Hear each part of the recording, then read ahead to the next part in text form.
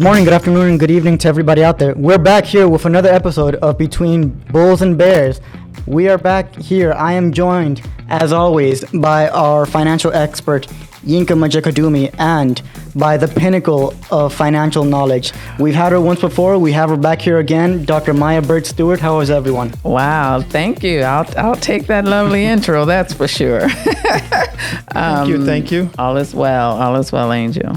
So today we'll be discussing about asset allocation. Today we're going to be discussing about portfolio building, and we're going to be discussing what are more attractive ways to create your own personal portfolio depending on your age and what your goals are.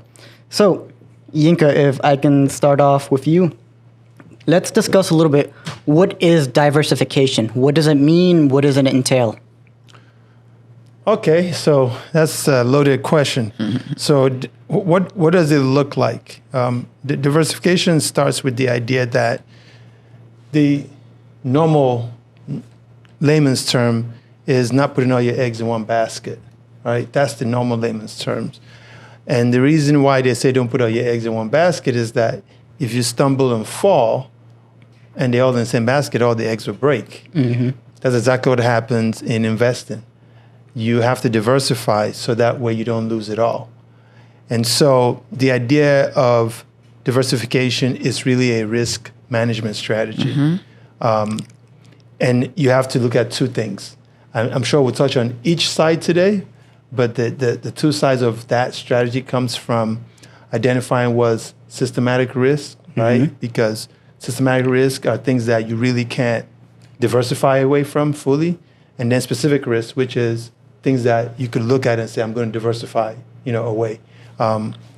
Systematic, more economic issues that you can't really, do too much about, like a recession. If it hits, it hits. You probably can't design a portfolio that may reduce a lot of systematic risk called COVID-19, but specific risk, you could diversify away, because it's related to a specific company or a specific asset class. And so I know some of the strategies I will talk about today will center around specific risk. Yeah. Okay. Dr. Burt, what's diversification for you? So diversification for me looks clearly along the lines of what Yinka has talked about. And so I'm an older woman now, but when I was a younger woman, I was a lot more aggressive. And so when you talk, for me, diversification as a younger woman meant that I was real bullish on stock, or I was real aggressive when it came to stocks. And I had some other vehicles that I would use. I had at the time, like 401k, right? I had, during taxes, when they would let us do good Lord, it's on the tip of my tongue. I had more avenues, right, to earn money or to make money. So like I said, I had stocks. I used a 401k through the companies that I would work for. I also had I had different vehicles that I would use through the Vanguard. I remember I would also invest myself through different portals. I think at the time I was using Charles Schwab. Back then I think I had some different investments with Fidelity. So as Yinka talked about, just not having all eggs, in one basket. I didn't do commodities back then, but that would have been a good look in terms of diversification. So today, moving fast forward, as an older, more seasoned, mature woman, nobody better say old lady, I am not as bullish as I used to be. And so I use the term and the words bullish because this is between bulls and bears. And so we know the bull is the hard charging, the aggressive, the kick butt first and take names later, whereas the bear, a bit more docile. And so as I've matured and become more seasoned, I'm not as aggressive in terms of my options or in terms of my desires to invest. And so I pretty much stick with lower yielding vehicles, but I have more vehicles that I use. And stocks, I'm not as aggressive, when it comes to stocks. I think we were talking earlier. I do have Pfizer, right? I do have Under Armour. I have some of the key stocks. I do have Disney, but those are the long terms. That's that long game, right? That's not the get rich quick. Whereas as a younger woman, I was more into hit you over the head, get rich quick. Where today, it's I understand it's the long game, and so I'm not looking to have money in my account, every 5 minutes or as quickly. COVID certainly impacted me as it did everybody. Any of us, that were involved in the investment world, no matter where you were. So that's what diversification looks like for me. And you said something key, Angel. You talked about understanding how to diversify and what that looks like based on age, right? So, as I said, as a younger woman, I was a lot bullish, and as an older, or not older, as a seasoned woman, I'm a bit more cautious and careful. Yeah. And I like that you mentioned that, because right now you've basically explained what this episode is going to be about. You've just explained to us. So there are different vehicles for investment, but there's also investing when you're younger compared to investing when you're a much more mature person. Yes. And to that now, it also proposes the question: what does diversification look like between different asset classes? Because when you're younger, you're more aggressive. You have more of a go-getter attitude per se. Yinka, you've mentioned it in previous podcasts that you have more of a risk appetite per se, but your risk tolerance might not be as high. Yeah.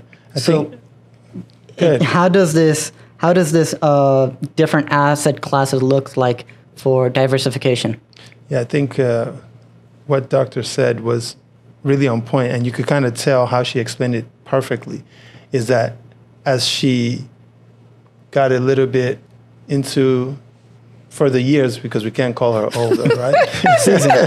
Seasoned, as she's seasoned over the years. Seasoned investor. Her willingness and ability to take risk change, which is the core measurement of diversification asset allocation. So she may have the ability to take risk, but she changed her willingness to do so because she wants something that's most certain, and she doesn't want to get any surprises, right? So generally speaking, that's what happens when you're doing what is called a age, type goal. Some people do it for retirement age, some people do it for later, some people do it for death benefits. But overall, you're putting things in place where over time you can see the changes in your asset allocation. For example, when you talk about the specific asset classes, when you're younger, if you're 21, you could have your entire portfolio in stocks. Matter of fact, you could have it in early stage companies if you want and take real risk. But as you get older, your risk should change, because episode 3, when we talked about compounding. Yes. Compounding relies on time to be effective, right? And the reason why a 21-year-old could take more risk is because they have a longer time horizon where the compounding effects still could be, could be useful, it could be in their favor. But when you're older or seasoned, you don't have that time horizon anymore. So your ability and willingness to take risk has to change, unless you have like billions of dollars. But, that's what determines how you allocate assets, how you select asset classes. Some people, younger guys like you, might be able to put a whole savings account to cryptocurrency and you won't lose sleep over it, right? Like I could imagine someone like myself or Doctor, we're not going to put all our money in crypto because we'll stay up all night. Oh, God. All day and all night. Absolutely. The volatility of crypto could keep me up at night if I put all my asset in it. So, age plays a role into how you design your portfolio. It plays a role into what type of asset you select. I think we had an example of where even within the same types of assets, the mechanism that you use may have to be different. If you like to have some exposure in real estate, you could buy a building, or you could buy REITs, shares in the REITs, right? So your design changes drastically. You could buy a manufacturing company that does things with gold, or you could buy commodities.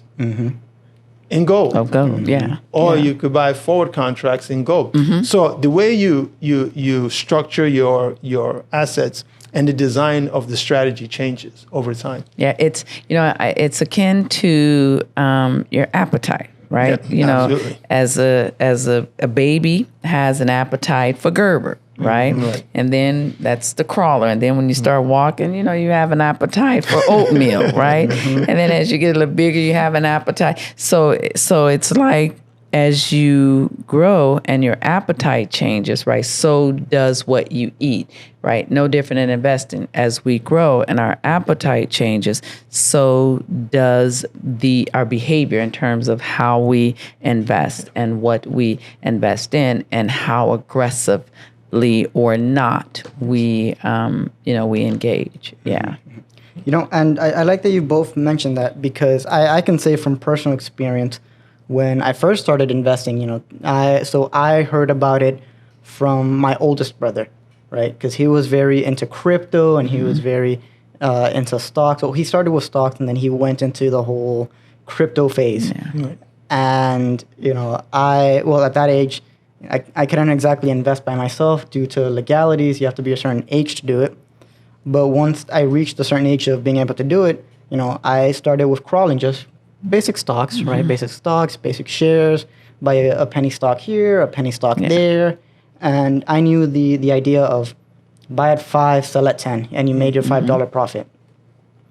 But, I can also speak to whenever I would make those profits, it would really attribute a lot to, or it would really add a lot to this sense of wanting to take more risk, really wanting to have way more exposure. Absolutely. And I can say the older I've gotten is, I've learned about different methods. One of our professors, Dr. John Buchanan, that in one of the classes, he spoke a lot about options, strangles, straddles, and so forth.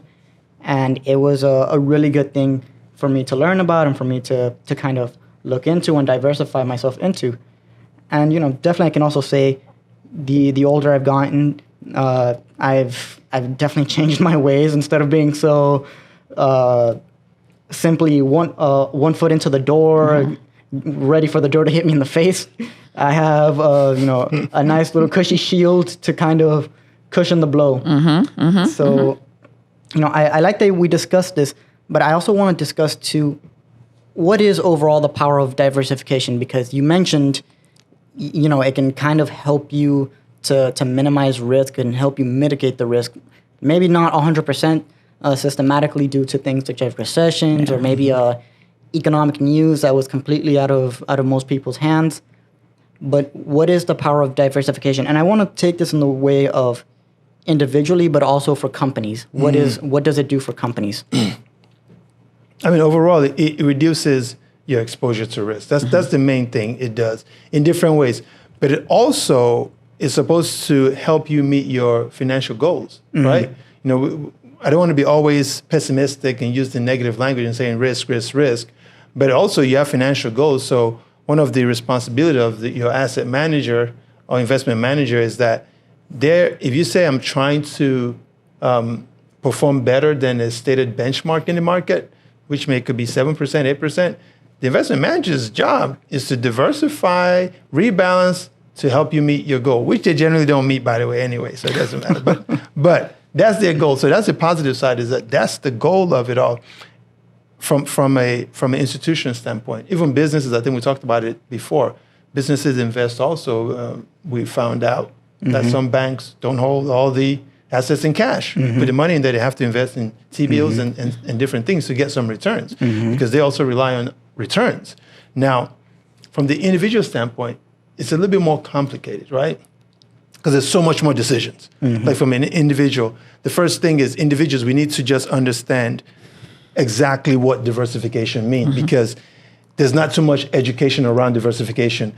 Some people may believe that diversification looks like instead of buying Bitcoin, I'll buy Bitcoin, Ethereum, Solana, and buy 10. And then you have someone like me come in and say, well, you're not diversified because you're still in the same asset class. You're still exposed, right? And or someone says, oh, I'm diversified because I have 30 stocks. And I go in there and I say, you're not really diversified because you're still in stock market. Yeah. And so truly diversifying entails parsing out your asset into different areas so they're not all exposed to the same thing or the same risk. Bonds, which is like debt, and equity is typical. You hear about a 60-40 design. That's very, very common. Yes. Where it's like 60%, and then as you age, that design changes, the percentage changes. But the most important thing is to understand that because you have multiple things, doesn't mean you diversify. You could be exposed to the same risk, whether it's stocks, whether it's crypto. So that's one of the key in finding the asset classes to help you diversify. That's the goal. Dr. Burt, if I may get your input on this, because you've done this mostly individually. You told us earlier this episode you've invested in different manners and 401ks and through companies. How would you say this has? So, two questions: how would you say it's changed your life for the better? But also, how would you say these experiences have taught you more about investing and diversifications? All right. That's an easy one. COVID-19, right? And even before COVID, the economic crisis of 2008. So, like any other, before the crisis, life is good, right? Or moderately good. There are the ups and downs. Yes. Comes a crisis, life is not so good. Right. So, the positive is that I've been able to purchase stocks in different companies, and I've been able to, I even have some crypto, right? So I have crypto, I have stocks, I have, of course, mutual funds. So different vehicles, a lot more conservative. It's enhanced my life in that, I feel proud to say that I am an investor. Right, I'm a shareholder. I feel good. I get the emails for who is it? I get the emails from Macy's, Statements. right? I get the emails for Under Armour. I get the emails for Pfizer. I get the emails for there's a two companies. When marijuana first came out, first thing I did was ran and got some marijuana.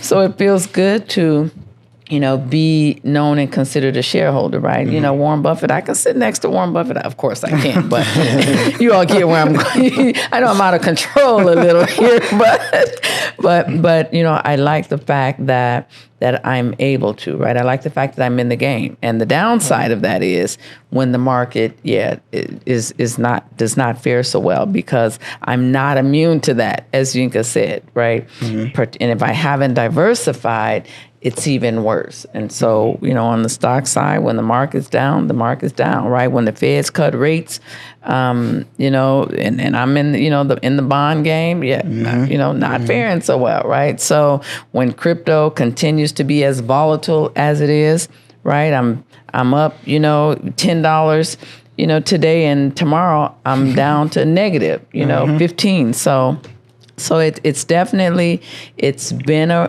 all of my life, it's been a ride. It's been a good thing, and it's important to me. It's always been important to me. Investing has always been important to me because, I'm the type A overachiever alpha female. So if you can do it, I can do it, right? If you're in the game, I got to be in the game. And then I have a son, and I have nieces and nephews. And so for me, from a culture and a generational standpoint, it's important that I am teaching those around me. It's important that my son was 5 years old, and there used to be a site called Share Builders. Back in the day, my son was 5 years old, so that was 97, 98, 99.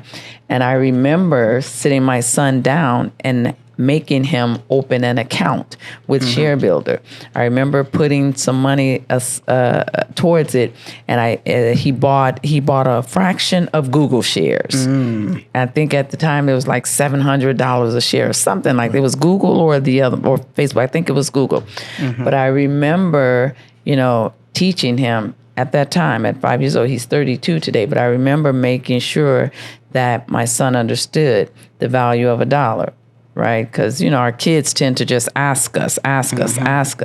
And so I remember showing him how to, how to set up the account. And I remember, more importantly, saying to him, now you are a shareholder. Right? And now this same son that's 32 today, as a 5-year-old, I remember just being so proud and saying, son, now you are a shareholder, right? Now you need to tell your friends to buy this and buy this and buy this, because if they buy it, right. Your dividends, you'll make more money. Now, he didn't 1,000% understand it, but he understood it, to an extent.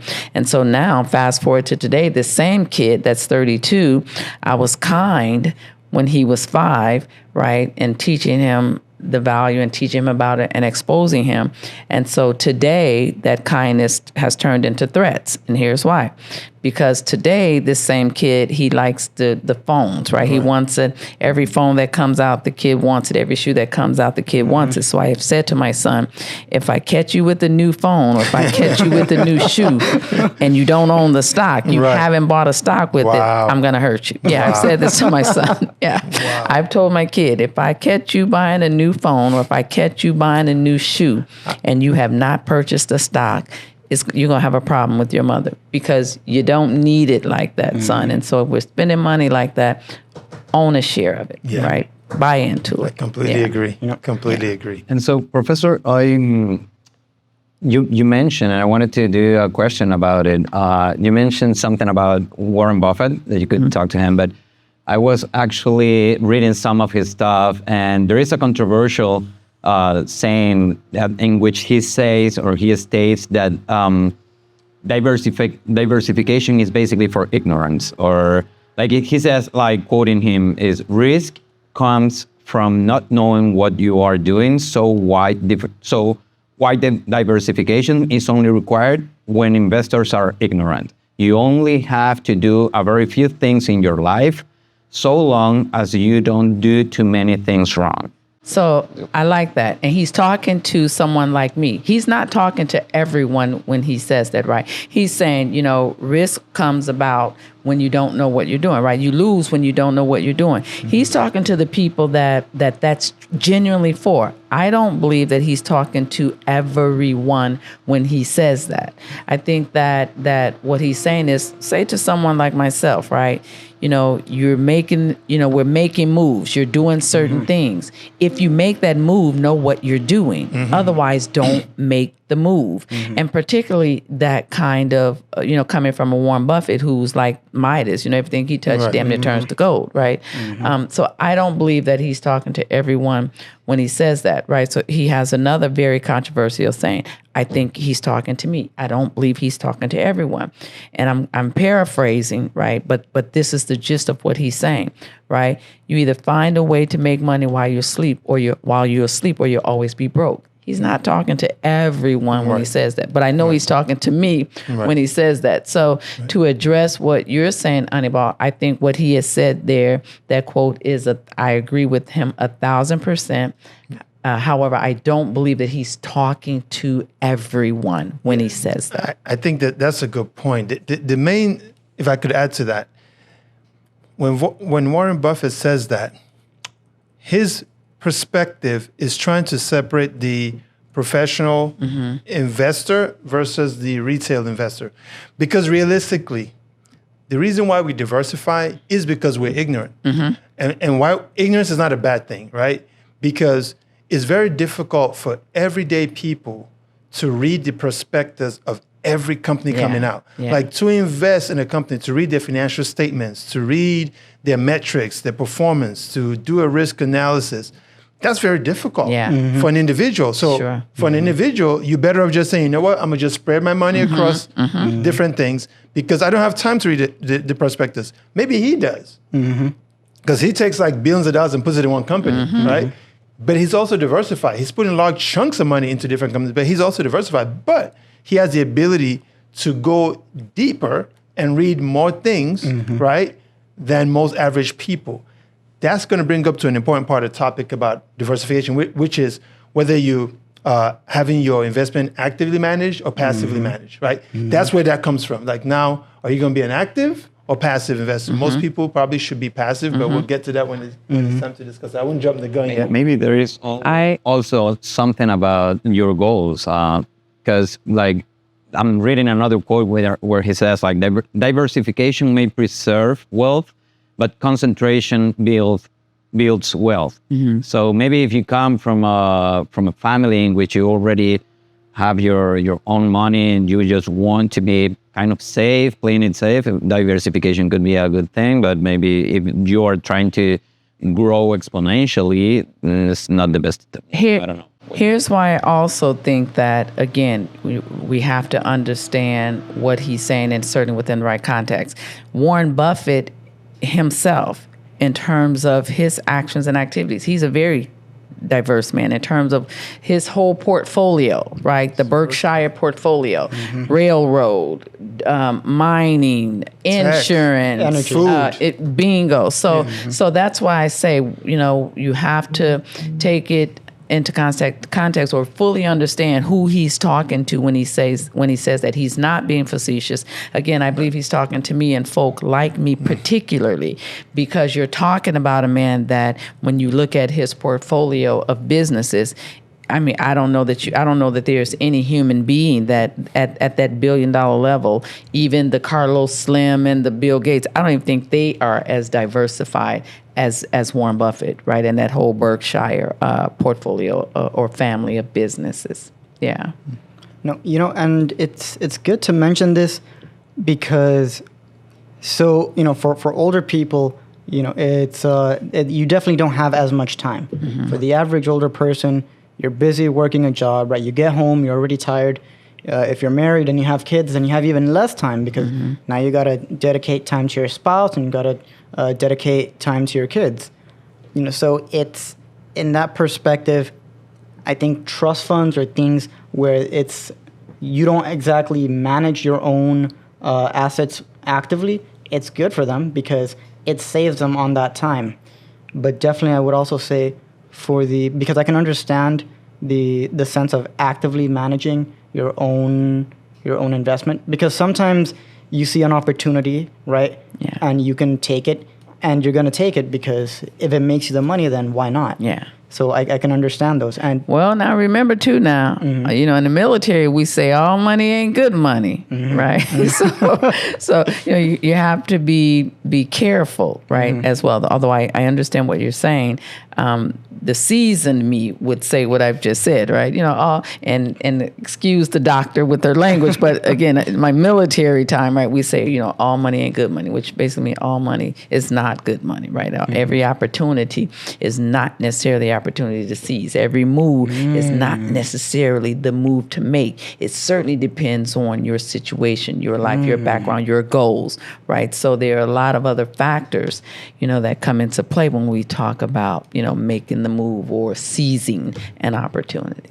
That's actually a good point because I've never actually thought about it like that. Yeah. Because from a younger perspective, I'd see, it's an opportunity. Yeah. Go and take it. Think later. Think later. Which makes sense. Yeah. Which makes sense. But as you've pointed out, as a young man, that's the way you see it. Now I'm talking, I was military younger. I was younger when I was in the military. Now I'm a seasoned woman, right? So that's that change in appetite, right? That's that change in, behavior, but certainly the change in appetite because I'm older now. So it makes a difference. I like it. Yinka, any thoughts? No, I agree with that approach because not to oversimplify, but Dr. Burt made points about Warren Buffett's comment. You have to put it in proper context. Otherwise, it could be very misleading. Yeah. Right? Yeah. He's definitely not anti-diversification. Absolutely not. Because we know what his portfolio looks like. Absolutely. We knows what he holds. So he's definitely diversifying. Absolutely. But I guess he's trying to make a distinction between actively managed investment and passively managed investment, which I typically prefer for people, right? I prefer that people passively manage because you typically don't have the time. And as you get older also, you probably have less time because you have more responsibilities. Maybe when you're 19 in college and that's all you need to worry about. You could try to chase down every opportunity. But after a while, some people just put it in ETFs and set it and forget it. And look at it every 3 months, or look at it every 6 months. But definitely not every day, 5 times a day, 10 times a day. That requires a lot. We're working, right? hustling. Yeah, right? We're hustling. We're hustling. So we don't have time to keep looking at the movements in the market every hour, on the hour. Now, if you're a professional investor and that's your job to be an investment manager, Right. of course you're going to be in front of the Right. computer Yeah. every second of the Absolutely. day. And you're going to be more informed, right? You may choose not to diversify because you've done all the research on the company and you Yes. could dump all your money in there. But, I always say the more you get away from diversification, I would normally have the metaphor that you're getting closer to the area of gambling. Like there's a very big difference between investing and gambling. And the thing is today, because we have access through technology, a lot of people are doing gambling and they think it's investing. It's really gambling. Wow. Yes. Wow. So we have to distinguish the two. Like at what point do you start getting into gambling as opposed to investing? But Wow. Yeah. Wow. I hadn't. Now that take I had not, ever really considered. Right. That there's and if I say it and I think it, there is a keen distinction between gambling and Right. investing. But if I think about my actions over the years, at some point I probably was a big gambler. As a young woman, I think you talk about gambling, I probably was the queen of Texas Hold'em back then. But yeah, that's cool. That's so interesting, Yinka, that you would say that and make that and point that out because, wow, yeah, that's very true. yeah, Wow. we're close to that. I do have a question actually, and for both of you, because we've discussed that when you're younger, you're more of a go-getter, we're in quotations, right? You have more Bullish. of that Bullish, yeah. You're more bullish. You have a higher risk appetite. You probably don't have the risk tolerance for it, Right. And so forth. But the more seasoned you get, you become much more conservative for this. But on the younger perspective, the period where you transition from being younger to being older, because I always hear, okay, you got stocks and options, pretty good for the short term. Forex, pretty good for the short term. But then, I think we've discussed this a little bit in a previous episode, and I know we'll discuss it much more in a future episode. Kind of investing for your future, like 401ks, for example. They're good, but they're good over the next 25, 30 years. But if I, start a 401k by the time I'm 50. It's not as effective as if I start one right now or by the time I turn 25. So what would both of you actually recommend to much younger people when it comes to investing? I'm going to pass this over to Yinka, but I'm just going to say this because it's on my mind real quick. I was just talking to a gentleman who sells insurance. And one of the things he was talking about was, wanting to, meet people and talk to them about how, they could establish a policy, a life policy and or a death policy, right? And while they can, receive money from those policies, right? They're able to retrieve money from those policies, as well as leave a future for their kids or their loved one, whoever. There are I think today there's so many different avenues and ways to work to secure your future. Being a veteran, I can, say that, speak from that avenue. Being a businesswoman, right, business owner, I can speak from that avenue. And just, in general, I think that thanks to technology, even in itself, right, the different tools that are available to allow us. But I don't want to hoard the conversation, Yinka. I like where you were also going with those points. It's kind of very important. But now when we talk about 401k, I don't want to make it too technical, right? Because it's very simple. The earlier you start investing, the more opportunities you're going to have to benefit from the compounding factors of your investment. If you invest later, it doesn't even matter what type of investment, whether it's 401k or stocks, you have a smaller window, especially if you're going to rely on the funds for your retirement. And the idea of retirement is you're not working. So if you have a retirement date, the closer you get to that date, the less windows you have, right? The further you are, younger you are, the more opportunities you have to benefit from compounding. So typically, I think one of the strategies that Dr. Burt was mentioning is you have to look into different benefits, right? Some insurance, some death benefits to kind of close the gap for you very quickly because you're about to retire. A lot of people, most Americans, as you probably already know, never have sufficient retirement, right? It's just a typical thing in our country's style where most people end up banking on Social Security, right? Which is not enough to fund their retirement. So it's just a mathematical thing. But I will say, because I like doing history lessons, right? 401k as itself was not designed to be your only tool for retirement. Right. Matter of fact, when 401k was designed, late 70s to 1980, when 401k is actually the code, right? Right. We say the word frequently, but it's actually a code section, 401k. Yeah. Okay. Right? Yeah. Okay. So think of it. When that was designed, it was designed to help employees basically defer compensation, some pre-tax with some tax benefits, so that way they could be incentivized, right, to invest save. money, right, to save. However, it was not supposed to be by itself. It was supposed to be coupled with pension. So the reality is that you're supposed to be able to have your pension and your 401k, right? That was the design. Yeah. What happened years after that? Companies got rid of the pension as much as they could and put everything to 401k. They made the employee now responsible for their future as opposed to the company. So when we talk about individual managing their future versus an institution, that's one area that you could look at and say, company said, you know what, I don't want to be responsible for paying Dr. Burt her salary for the next 30 years after she retires. Here's your 3%, you put it in whatever 401k you want, you're responsible for the asset, and good luck to you when you retire. So 401k as a design, you have to go back to the origin. Sometimes, history helps us understand how we got to a certain place. When you understand that 401k was not designed to be a standalone, our country just had a system where we took advantage and we put all the responsibility now on the employee. So now most people, when they retire, they have 401k and Social Security. If you're lucky, you have pension, right? So the idea, of using 401k as a retirement tool was never designed in the beginning, but we evolved into this scenario where now, if you don't have pension, which most people don't have pensions, you got to aggressively put money into 401k, aggressively.